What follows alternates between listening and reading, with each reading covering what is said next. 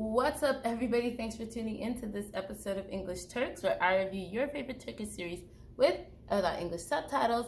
And today we're talking about Adim Farah, episode 9. Guys, okay, crazy episode. We're gonna get right into it. We start off with Mehmet and Tahir. They were fighting, and by golly, were they fighting? I mean, Mehmet was just not letting it go. Like, he just kept going and going and going. And no matter how much Tahir was like, leave me alone, I just want to live a decent life, Mehmet was just not let him. I don't even know where the grudge is coming from, to be honest.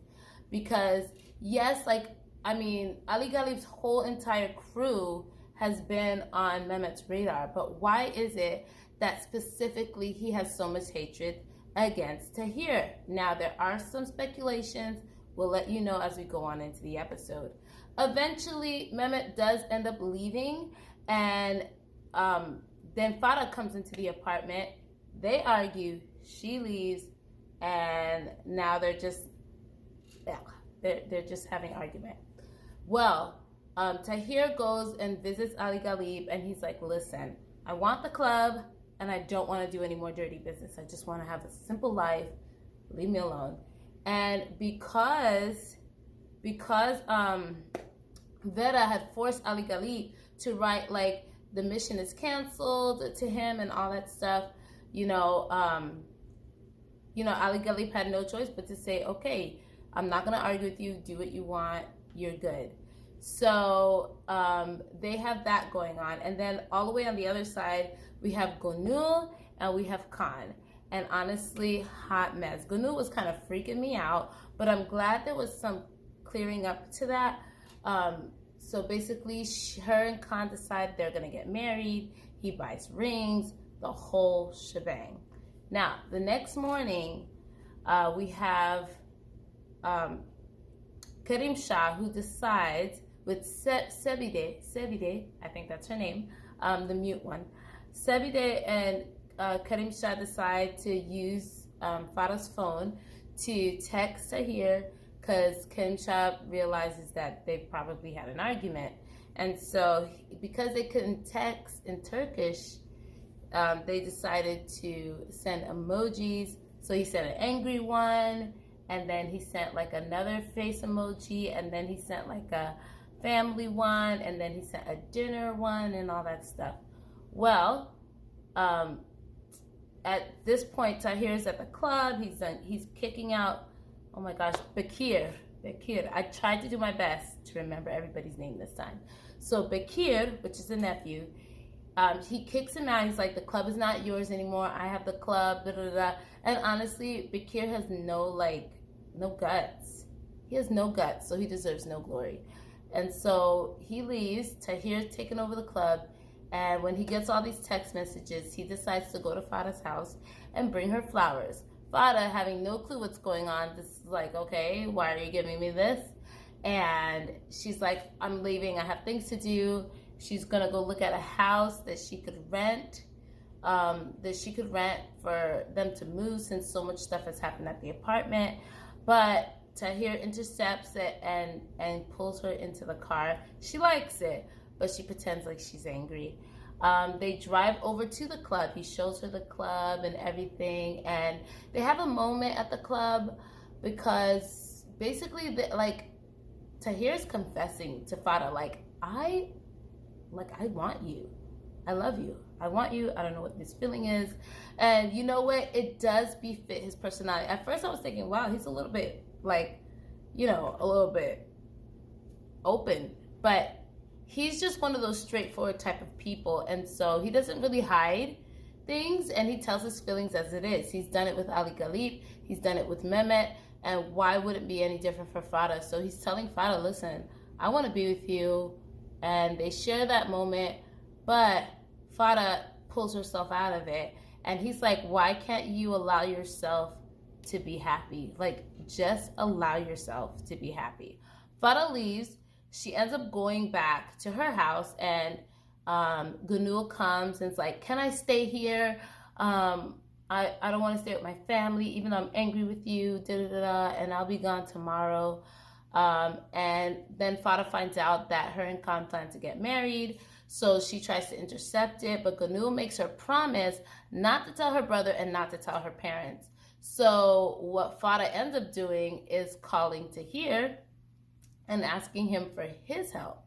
And so what ends up happening is she takes away Gonul's phone, and then Tahir sets it up for Khan to go to the club. So Khan comes to the club, Farah comes to the club, the ex-girlfriend's at the club, because I guess it was opening day. Who else was at the club? Everybody's at the club. Bakir was at the club. Bakir that man is just ridiculous. But anyway, the ex-girlfriend, she's like trying to hold on to Tahir's hand, and Farah walks in, and he's like, I'm a married man. You gotta leave me alone, man. Da, da, da, da. And Farah sees it, and he tries to explain it to Farah. Farah's like, you don't have to explain yourself to me. So then she goes and sits to have the conversation with Khan. And Tahir sees Bakir, and he tries to kick him out, but Bakir's like, I reserved this table under a false name or whatever. And so Bakir's sitting there. So what Bakir has like something in with the bartender, and then another guy was there the bartender hands him a gun. He goes and tries to play it off like he's gonna do something. He shoots it in the sky. Everybody runs out of the club. Mind you, this is like opening day for them, and it's crazy. So Tahir, of course, is able to overpower the guy, get him out of there, and he uses his phone to call the last person he called, and it was Bakir. So he takes Bakir into the kitchen, and he's like ready to cut off his fingers. But Farah stops him, and they end up going back to Farah's place. And in the car, Farah is, he tries to say like, listen, I don't know what would have happened if you weren't there. But because you were there, I couldn't do anything. Like, it's something about you. So prior to this all happening, Mehmet, he's at his home, seething over like everything that has happened. He still has a grudge against Tahir. He gets Tahir's files so he could skim through and see what's going on. Also, Khan ended up dropping the charges against Mehmet, so he was able to get his police badge back. And what he did was he gave the entire case concerning the police officer back to his boss and said he's not going to do anything with the case anymore. And the reason why is because he's done so much stuff. So he gave Mehmet had given the file, Tahir's file, to not Demet, that's her real name, to Farah. And Farah didn't read it at first. Then when she was angry with him, she read it. And then she didn't read the whole thing. But then when they were in the car coming back from the club, she gave the file to him and she said, listen, I'm going to learn you for who you are as a person you are right now. And I'm going to trust everything that comes out of your mouth. Like, your word is what I care about. I don't care about your past.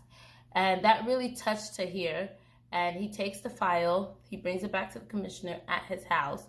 And he decides to tell him, that the police officer that got killed was playing both sides, but more so working for Ali Ghali, because they found out he was a cop, and he was giving them, he was telling Ali Ghali, and Tahir was telling the cop what to say to Mehmet, and basically saying hey, you thought he was really working for you undercover, but he really wasn't. He was playing you the whole time. And so that's why he decided to give up on the case. He never showed that extra piece of evidence to the other guy, that Ilkas, I think that's his name. He never gave him that extra evidence, so he didn't know that was there. But when he saw it there, he realized oh my gosh, this is really gonna connect me. So at first I thought maybe it was an accident that he was the one that shot the police officer, but it turns out it wasn't an accident. He purposely reeled the police officer to their club to shoot him in the club. And while Khan and the police officer was fighting, he took advantage of that moment and shot the police officer. So now he's freaking out because he had so much, he was so involved in the investigation that he could keep things under wraps while Mehmet was trying to look through things. But now that Mehmet has handed off the case to someone else, he's very nervous that he's going to actually end up getting caught for what he did.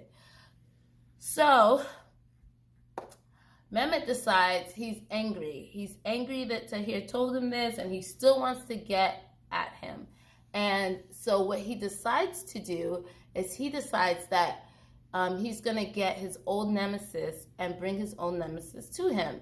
Now, prior to this happening, always, when Mehmet was at his house, Badir, I think that's her name, Bade or whatever, the lawyer, she visits him and she tries to see what he's doing about the case. This is prior to him giving up the case and everything. And she realizes that she's like, why do you have so much against Tahir? Why don't you just leave him alone? You know he's not the one that killed the police officer. Why aren't you just leaving him alone? And she puts out that he is probably jealous because he wants Farah. And I was like, ooh, we throwing in another thing in the pot of fire? Because I thought he was kind of feeling the lawyer. And I think that offended the lawyer herself, because she's like, and then he gets upset and he's claiming that the reason why he's so against Tahir is because Tahir had did so much bad things in his life. So let's go back to the future. And we can see that he finds the nemesis, brings him into the jail, and he finds out that Farah and Tahir and Kerim Shah are going to the hospital. So while they're at the hospital waiting for Kerim Shah doing his tests and stuff, Tahir decides to tell Farah about why he became the person he became, all the things that happened to him in the colonies. And I guess that's their version of like homes for kids. And basically the one guy that did him so dirty and all this stuff. And that happens to be his arch nemesis, the one that Mehmet is bringing to the hospital. So as soon as he's like at the end of the story, this guy just shows up at the hospital, and obviously all that internal rage comes back out and he tries to go after him. In the process of that, the guy, the nemesis, he grabs the police officer's gun and ends up shooting at Kerim Shah. Kerim Shah is okay, but it was a little bit of a scary moment for everybody involved. And so Farah says, Tahir, you are no more. But then we get to see, we've already gotten the first fragment, and they're arguing. They can't stop thinking about each other. They're confessing that to each other. And a kiss happens. We don't know when it happens, but a kiss does happen. So we have that to look forward to. I can't wait to see the next fragments that they have coming out, as well as some sneak peeks. You guys let me know, what did you think about this episode? Shoot it down in the comments below, and I will see you guys in my next video. Bye.